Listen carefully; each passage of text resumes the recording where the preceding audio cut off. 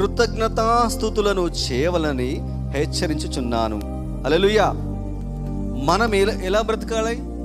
నెమ్మదిగా బ్రతకడానికి, సుఖముగా బ్రతకడానికి, మన యొక్క గృహములో ఆనందంతో బ్రతకడానికి ఎవరి కొరకు ప్రార్థన చేయాలంట?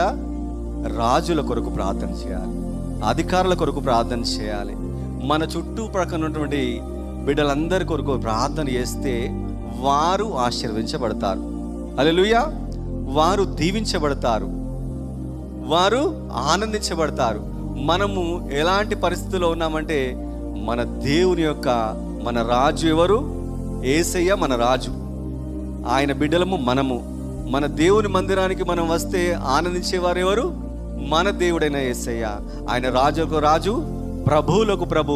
నువ్వు మందిరానికి రావడం వల్ల ఆనందించేవాడు, నిన్ను ఆశీర్వించేవాడు ఆయన ఉన్నాడు. కానీ మన దేశంలో మనం బ్రతుకుతున్నప్పుడు నువ్వు మందిరానికి వెళితే, నేను నిన్ను హింసిస్తా, నీకు పలానాది ఇవ్వను, నీకు ఈ లోక సంబంధమైనటువంటి ఆశీర్వాదాలు ఇవ్వను, నిన్ను పలానా కేటగిరీలో వేస్తానని అధికారులు ఉన్నారు.